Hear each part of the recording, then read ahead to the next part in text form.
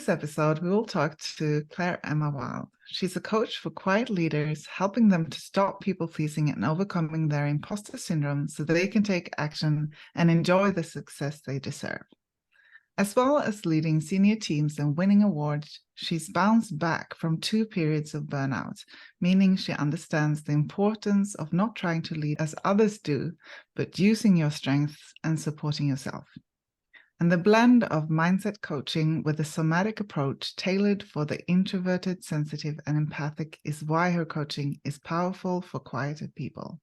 I love that. Welcome, Clare. Hi, Frida. Thanks so much for having me on the episode.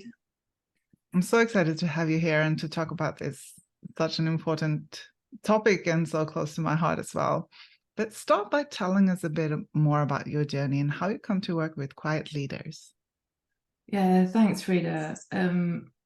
So I guess like a lot of highly sensitives, I spent a lot of my time trying not to be thinking there's something wrong with me.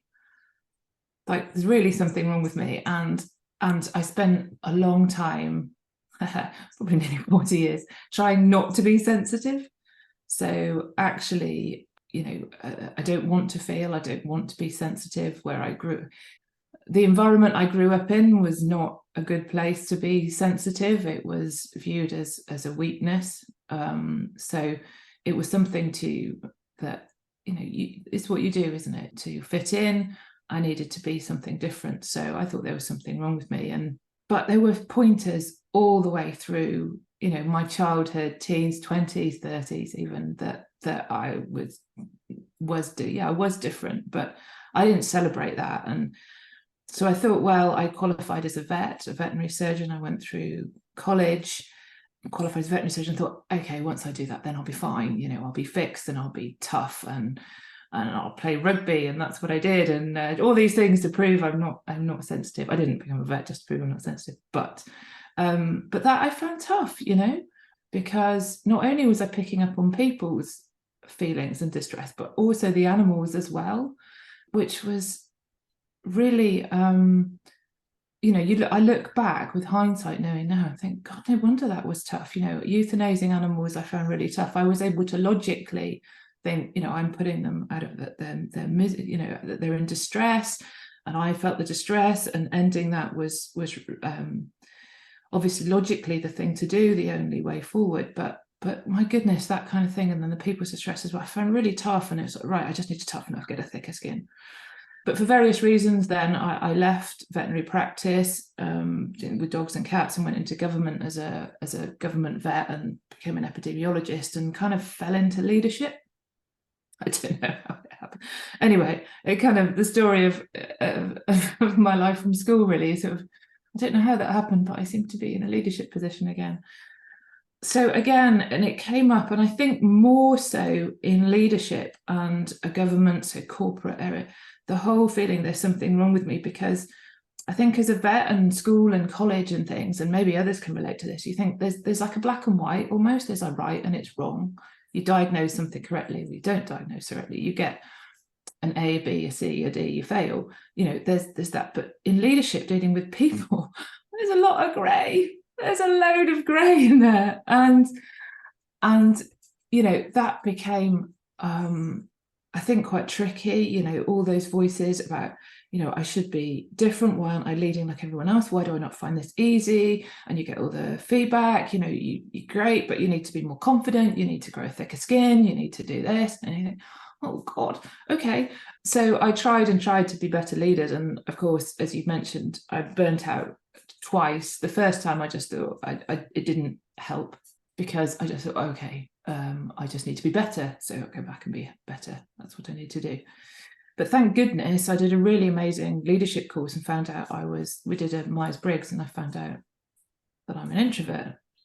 Oh, okay. Well, that makes a bit of sense, but I still wasn't that convinced. That was very helpful.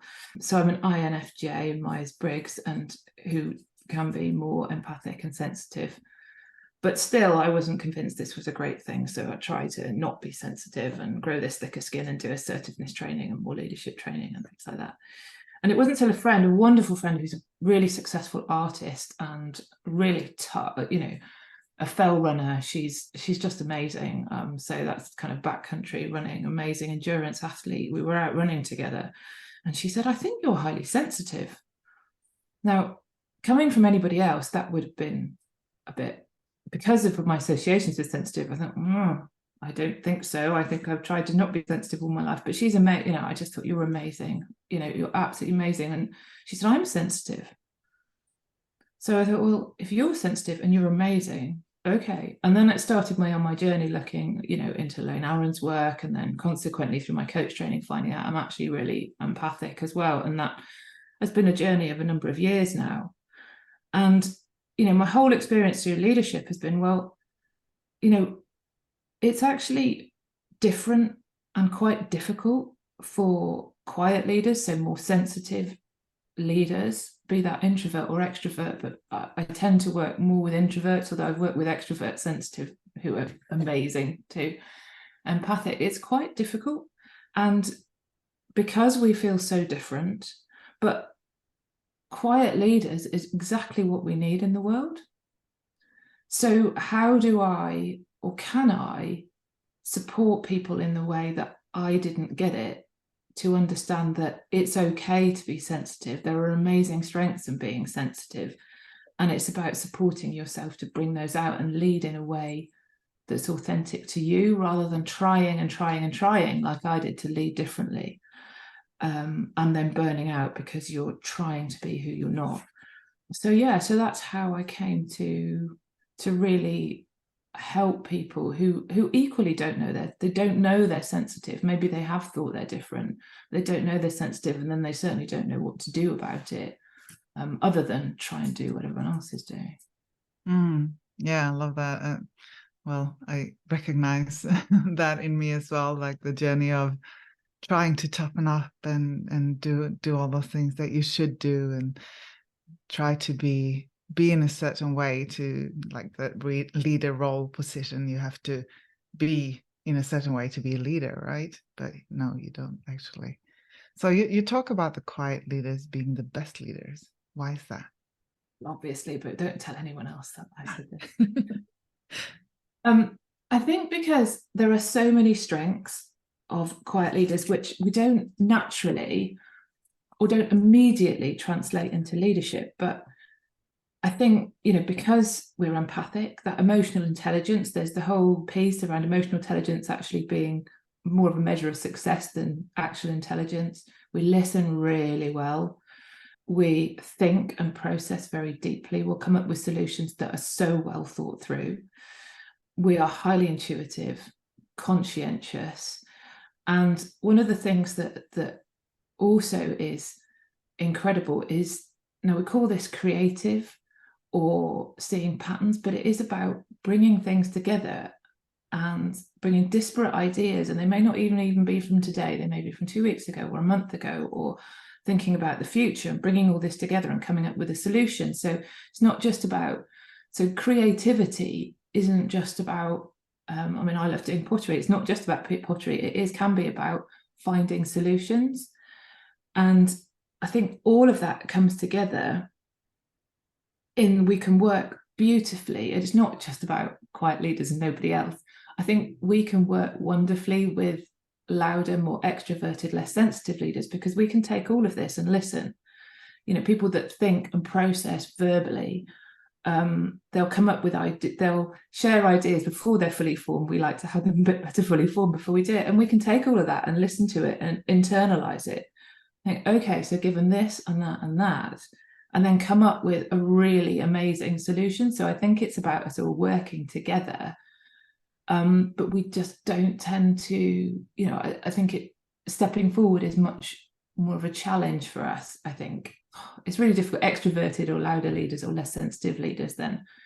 So, and I think the other thing that taken to excess can trip us up, but it's also that we don't want to be in the limelight, which means in terms of developing people and supporting them to shine, to develop their confidence, to really invest in people so they feel invested in, and heard and listened to and supported and enabled. That empowerment we use a lot, but genuinely empowered.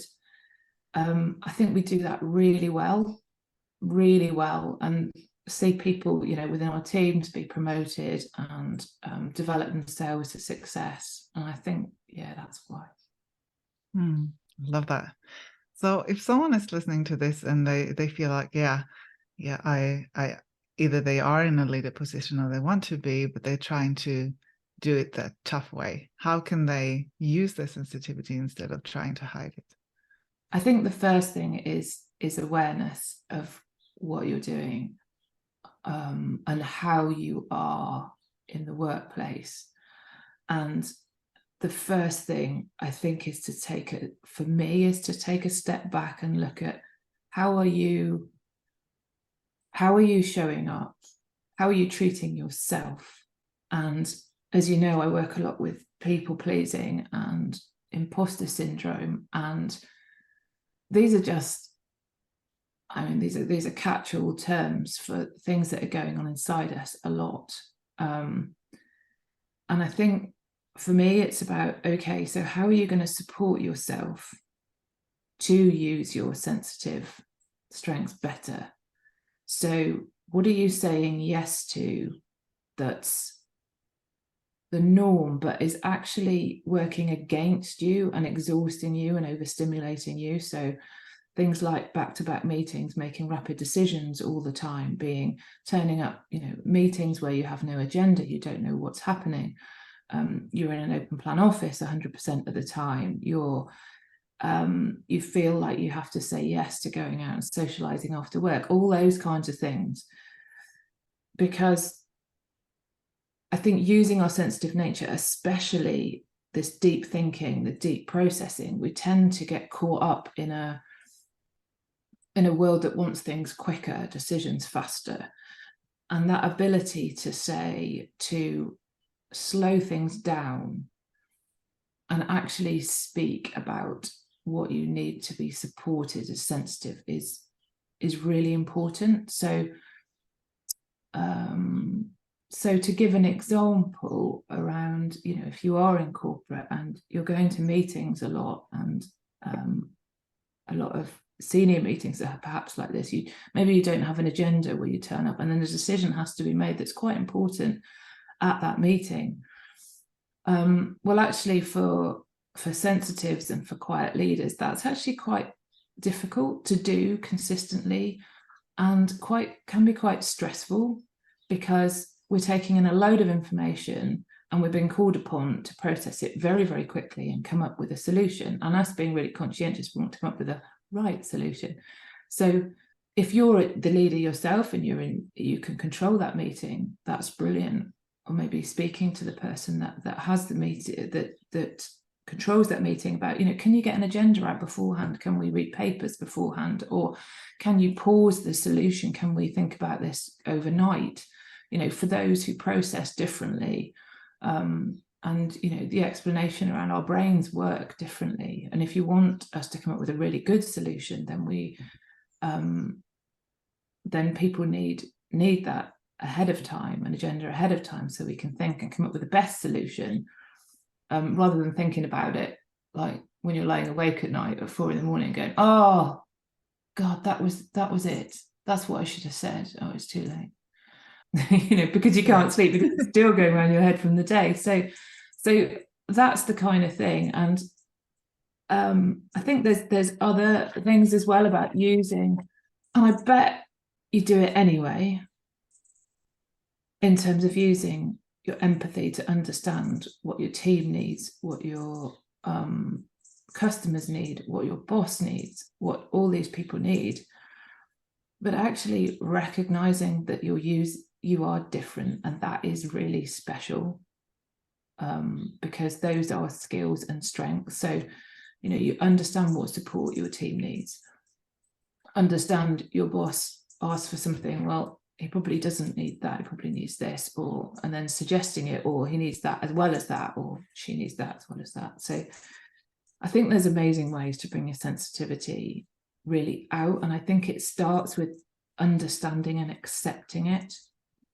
and supporting, so that you're not driving yourself to feel quite stressed doing all the things that people that aren't like us find really comfortable and not exhausting.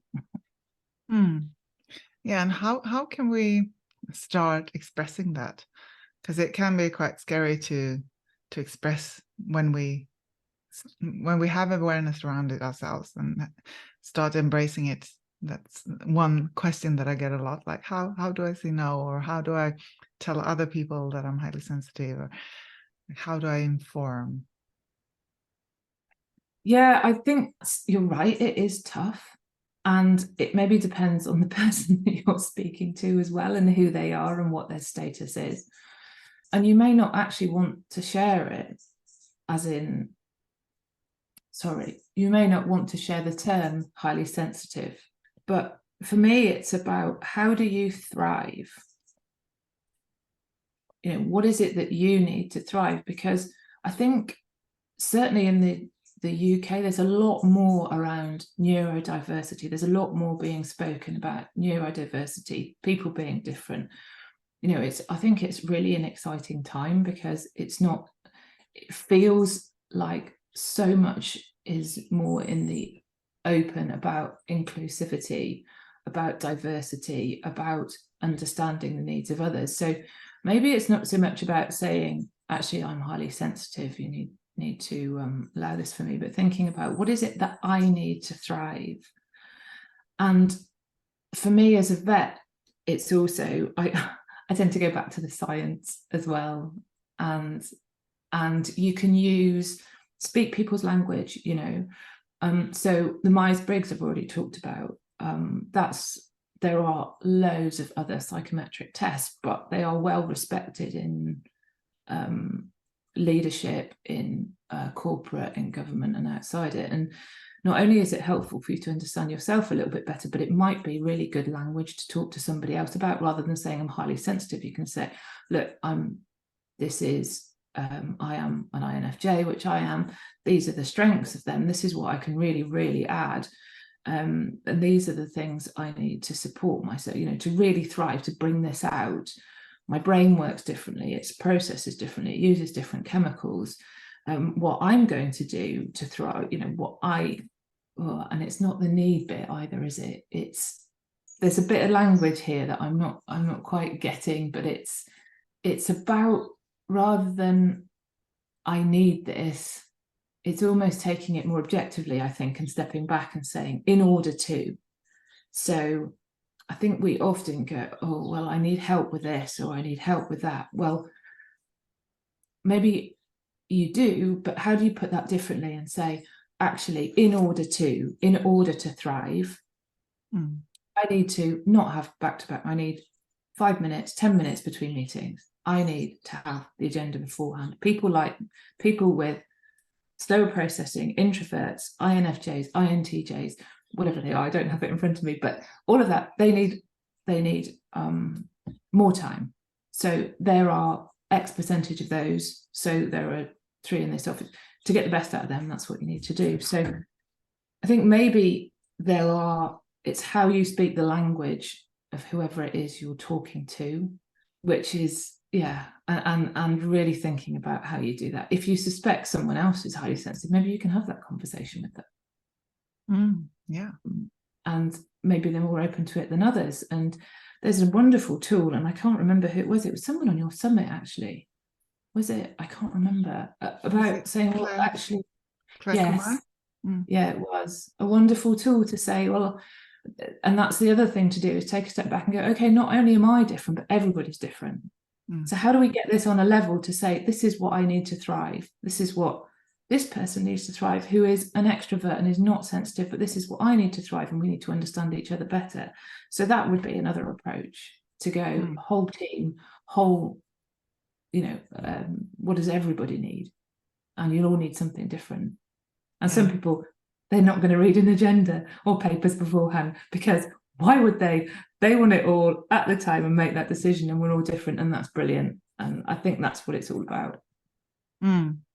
Yeah, I love that, to really see that we are different and that we need different things to thrive and to contribute in the best way possible, and really to turn that into a superpower instead of saying, oh, I need this. But yeah, I need this so that we can thrive together. And yeah, definitely love that. So how do we know, because you talk about imposter syndrome, so how do we know if that is holding us back? Yeah, I find imposter syndrome really interesting, because I don't like the name. Yeah. I really don't like the name, but it's what everybody relates to when you talk about being imposter. And I mean, I think you had an episode talking about self-belief or self-doubt, that was it. And I think, imposter syndrome, self-doubt, they're all things that are trying to protect us. So it's not a disease or a problem that you've picked up. It's not something that's diagnosed. It's not, it's not an affliction of any sort. It's a natural process that is now, as you say, just holding us back, and it's served us in the past. There's a really good reason we are essentially trying to protect ourselves. And the common things, one of the most common things is not being able to internalize your successes. So you'll write them off to, oh, it was luck, or maybe no one else applied for the job, or they just like me, or they just know me, whatever it is, or I just happen to be in the right place at the right time, all of that. And then this constant drive to thinking that I'm a fraud, somebody's going to find out. I'm actually a fraud. I don't know how I got here. I don't deserve to be here. I'm not good enough to be here. And someone's going to find out soon.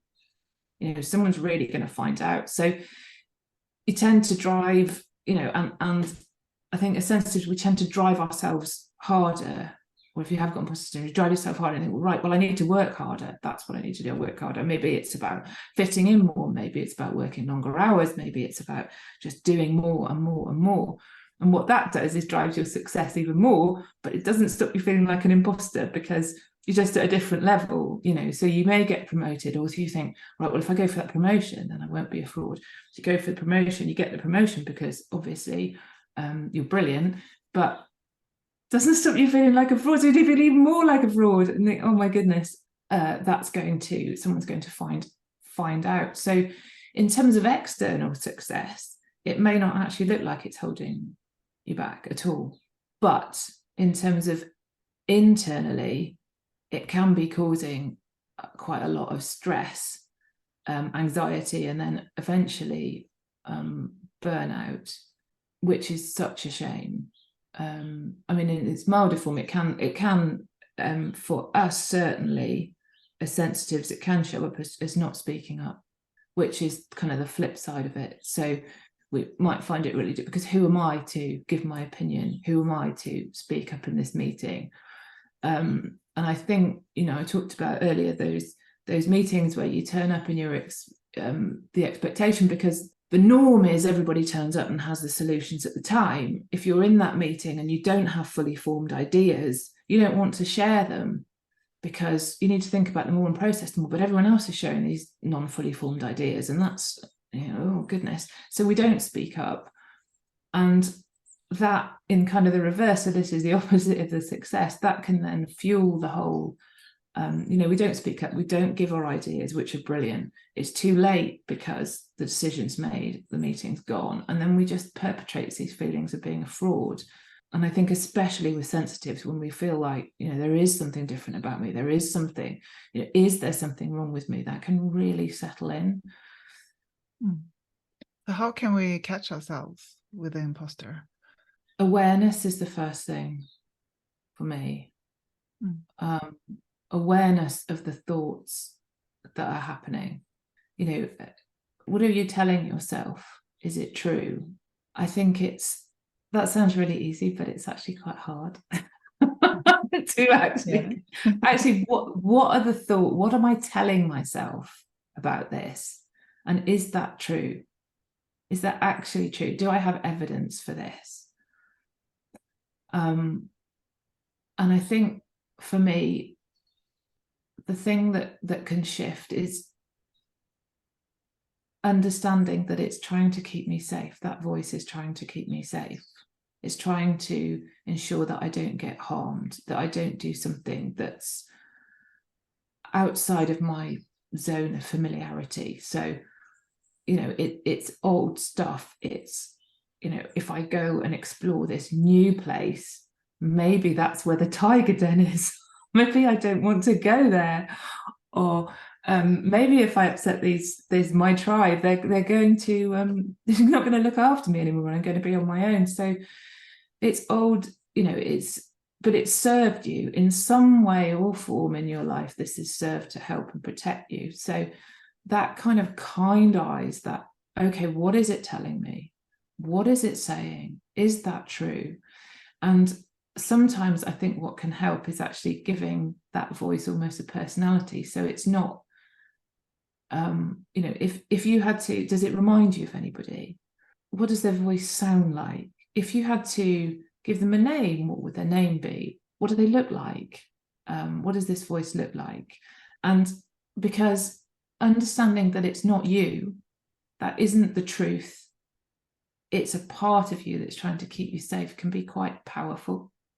And then that awareness, as I say, awareness, acceptance, it's okay. It's okay. It's trying to keep me safe. I think a really good start. Yeah, definitely. That is really helpful. And as you say, just try to not internalize that voice, even if it's our internal voice, but say, okay, it's that person again who tried to keep me safe, and I don't have to listen to that voice right now. Because a lot of us have it. I have it. Like, that voice that says, no, don't do that. Don't think you are someone. And then you're just like, well, I'm doing this anyway. And also, what would be a more helpful thing that I could say to myself right now? That's also something that has helped me a lot. Is that helpful? No. Yeah. What is something that is more helpful? Yeah. Absolutely. And knowing, and I think a big thing with imposter syndrome, I'm just going to use the words because everyone is talking about me using imposter syndrome, is talking about it. So yeah, I have that voice. I hear it. I hear it coming on here. What are you doing? It's there. It's an old voice, but okay, thanks so much. Yeah, thanks very much. But talking about it and going, yeah, I feel like that, because I think it can be really isolating, and it's surprising when you start talking to people. And I would say pick your people, but to start with, but when you start talking to people you trust and say, I feel like this, and they go, yeah, me too. Yeah, I feel like it all the time. And it's amazing how many people who just seem amazingly confident are feeling like this inside all the time. And I think normalizing it, and that's why I don't like the word syndrome, because as you've alluded to as well, it's keeping us safe. It's there for a reason. It's just gotten too much traction now. It's not helpful anymore. Like you say, what is a more helpful thing I could be telling myself in this situation? It's got traction, and it's gone too far in terms of the protection, because we want to be doing something different now. We don't want it to be holding us back, and that internal stress can be really difficult too. Yeah, definitely. It's there and it's normal. So yeah. So you also talk about people pleasing. What does that mean? If we start there. So in simple terms, it's about essentially meeting the needs of other people at the expense of ourselves.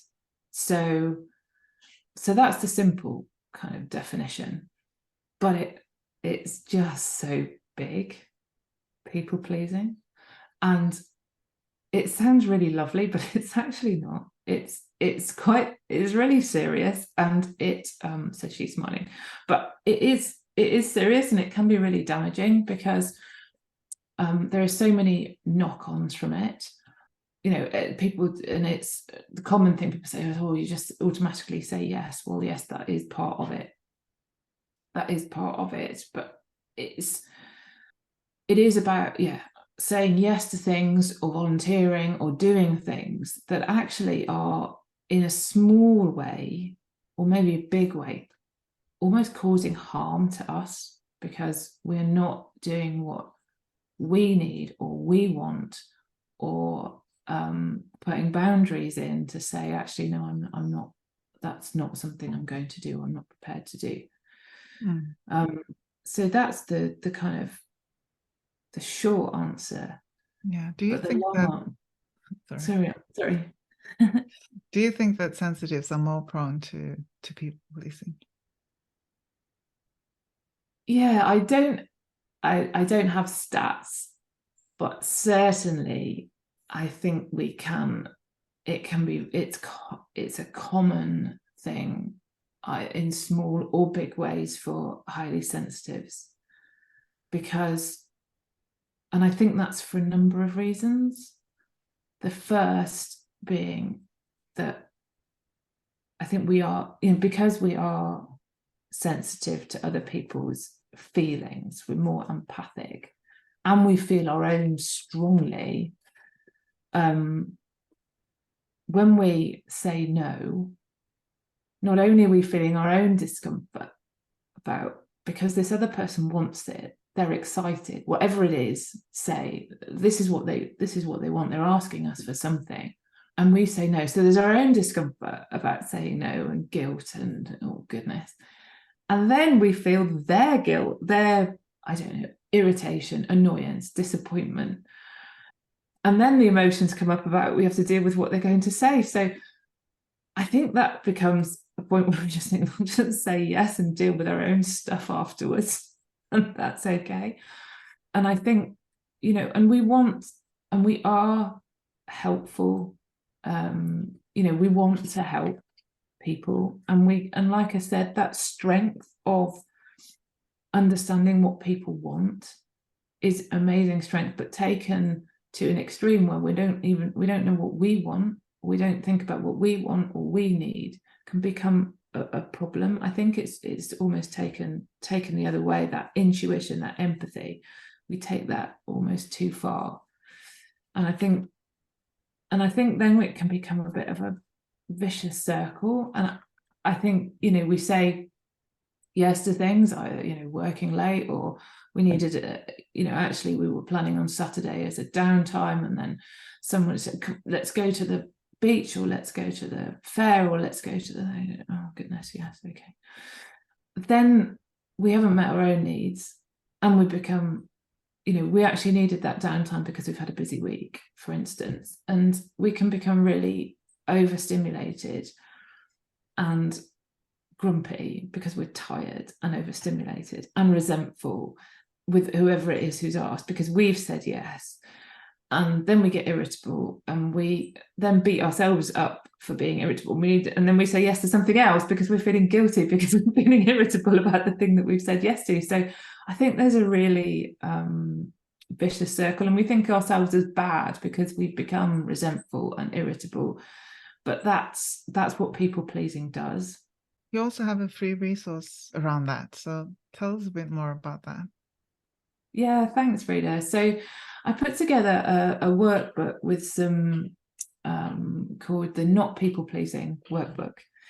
And it's a tool for you to sit down and really think about why you people please, how that's showing up for you, what needs it's meeting, so that you can really bring that awareness, a little bit like we talked about with imposter syndrome, bring that awareness to your own people pleasing.